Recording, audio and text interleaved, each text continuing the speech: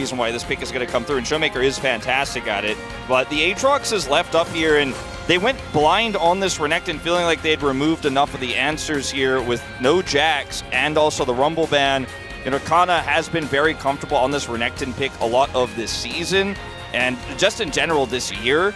And then you face, and let's try to make a play onto this Renekton. We have ult advantage topside, but the Weaver's Wall ends up coming up with nothing, and they surrender the Dragon.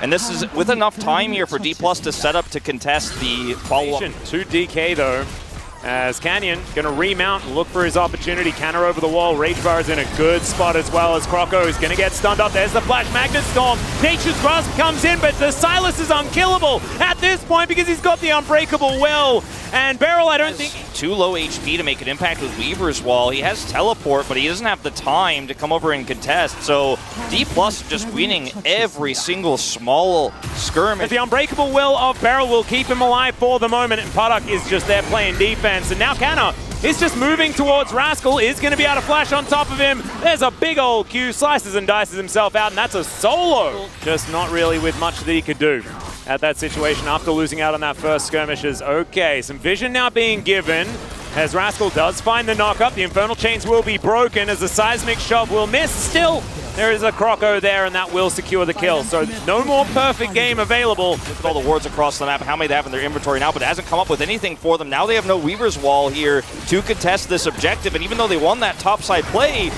well, Featherstorm does come out. They do secure the Herald, but we'll see whether DRX can actually find the fight they're looking for. Seismic Shove is great, but the Magnet Storm is better. Croco finding a Bramble. Oh my goodness, the Pulverize was gigantic. Does it matter? Absolutely not, as Canyon is going to crash down on top of the whole of DRX. And now Showmaker is just fighting this Zeri. Puddock actually coming out on top for the moment, as Kellen wants to be able to lock him down. The kiting kind of beautiful here, but it's not going to work. Very dangerous. It looks like this snowball is rolling, and DRX don't look like they are capable of stopping it at this point in time. You know, the good news is at least it was Leandri's Tulia ability. Hey, there we go. So maybe it'll happen. Oh man, Croco going to move on over. There's the Nature's Grasp.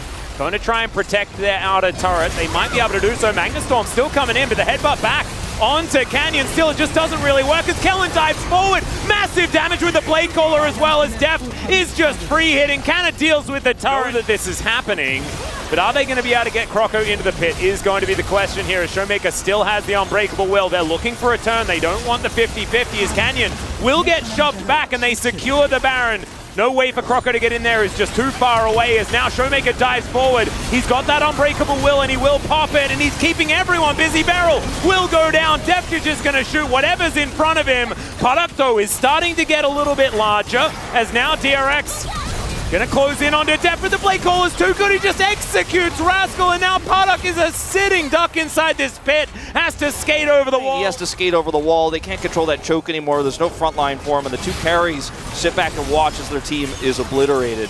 And now the Dragon is gonna suffer the same fate, and that is going to mean Hextech Soul Canner is going to DDR his way out of the Seismic Shove. Goes Golden as well, as now the dive forward. The Magnet Storm is there. They keep Canner alive, and Canyon is looking to try and kill the rest of DRX. In goes Showmaker. He's also got himself Azonias, as now Kellen looks for the backline. Doesn't quite find it, but gets a few charms. And now it's Beryl. Deft gets over the wall finally. And Dplus, I think they're done with this game. They want to end it pretty quickly. It's a double for Deft. Puddock is going to be his triple. No, that's going to go over to Showmaker, of course, as Kellen and Croco are going to fight it out. Kellen gets the ace in the end. That is clean. Only one kill for DRX this game. That is literally the only thing that has given them positive gold outside of a cull. Yeah, and a few minions, I guess, along the way, but that is it. No plates, nothing, no turrets, no objectives. Dplus dominating this first game.